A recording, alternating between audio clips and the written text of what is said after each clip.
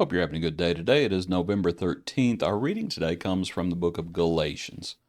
It's Galatians 1 through 3. We're going to be looking in chapter 2, though. In chapter 2, when Paul had to withstand Peter to his face. Verse 11. Now when Peter had come to Antioch, I withstood him to his face, because he was to be blamed. For before certain men came from James, he would eat with the Gentiles, but when they came, he withdrew and separated himself, fearing those who are of the circumcision. The rest of the Jews also played the hypocrite with him, so that even Barnabas was carried away with their hypocrisy. But when I saw they were not straightforward about the truth of the gospel, I said to Peter before them all, if you, being a Jew, live in the manner of Gentiles, and not as the Jews, why do you compel Gentiles to live as Jews?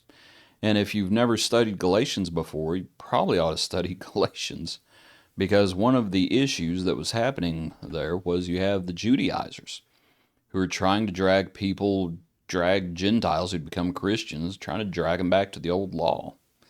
And we know how Galatians 1 starts.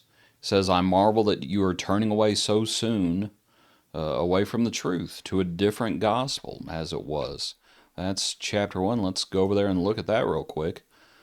Turning away so soon from him who called you in the grace of Christ to a different gospel, which is not another, but there are some who trouble you and want to pervert the gospel of Christ. That's the Judaizers. And when you get to chapter 2 and you see what Peter's doing, that's kind of playing right into the Judaizers' hands. And so Paul withstands him to his face. What points might we make about the account? Well, one is our example is just as important, if not more important, than what we teach or preach. And what I mean by that is I don't think Peter, from the pulpit, so to speak, I don't think Peter was teaching the idea of separating the church into Jew and Gentile. I don't think he was, by his words, I don't think he was teaching that, or by his teaching. But by his example, he very much was. And so that's where we see the hypocrisy coming into it. And Paul says in the passage, when he says, I'm looking for where it actually says, I said to Peter, if you being a Jew live in the manner of Gentiles, not as the Jews, why do you compel the Gentiles to live as Jews? When he saw before this, before certain men came from James, Peter would eat with the Gentiles. Well, that's not just eating. That's eating certain things and eating with them and probably eating certain things. And all of a sudden, because he says, you were living in the manner of the Gentiles and not as the Jews. Now, why are you compelling Gentiles to live as Jews? That's the dissimilitude. That's the hypocrisy. And Peter's example was not what it should be, obviously.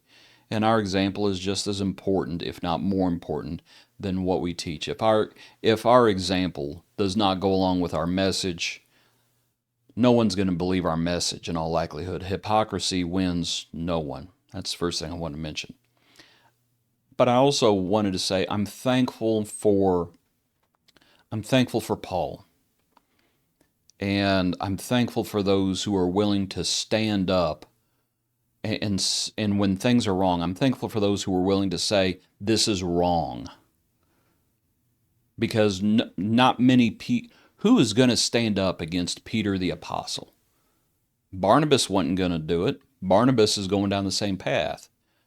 And as good of a fellow as Barnabas is, even Barnabas was getting carried away with hypocrisy. And probably part of that was, I'm not sure the Judaizers influenced Barnabas, but do you think Peter's example was influencing Barnabas? Who's going to stand up to Peter? And that's why I wanted to read that passage from chapter 1. If anyone teaches something that's not right, if anyone does that, let him be accursed.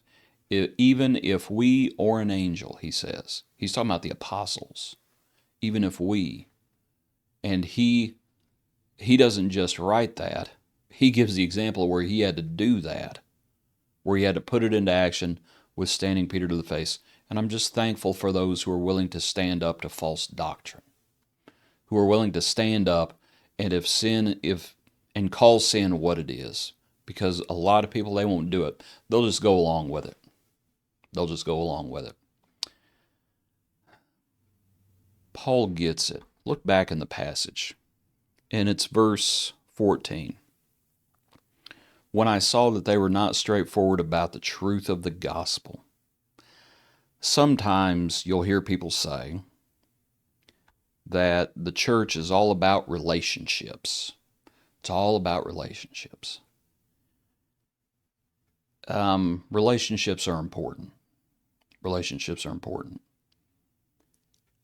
But it's actually all about the truth.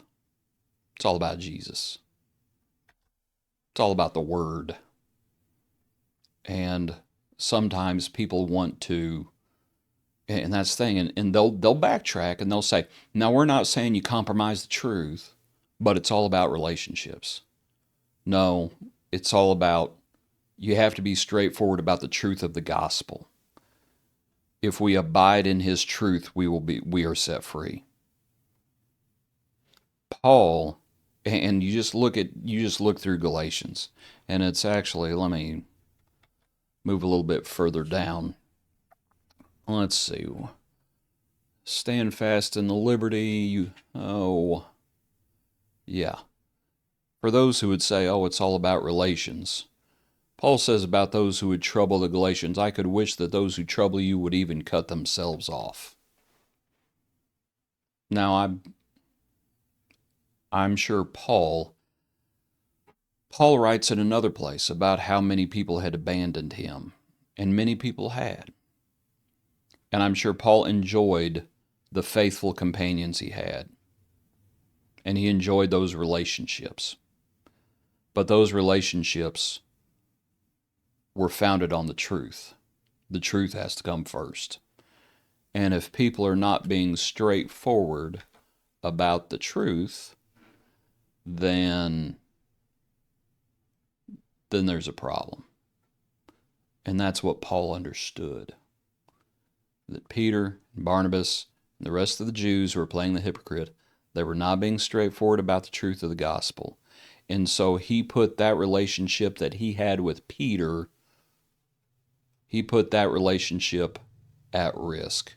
And what I mean by that is to look at verse 9, when James, Cephas, Peter, who seemed to be pillars, perceived the grace that had been given to me, they gave me and Barnabas the right hand of fellowship, that we should go to the Gentiles and they to the circumcised.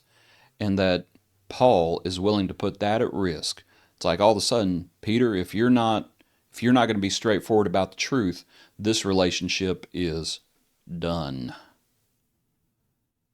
That's what Paul is putting at risk. And because he's already said it and we've already said it. You have to be straightforward about the truth. That's what we're all called to do. So, appreciate you studying along with me today. Hope this study's been helpful for you as we think about being thankful for those who stand up for the truth. Appreciate you. Have a good day. Join us tomorrow for another brief look into God's Word.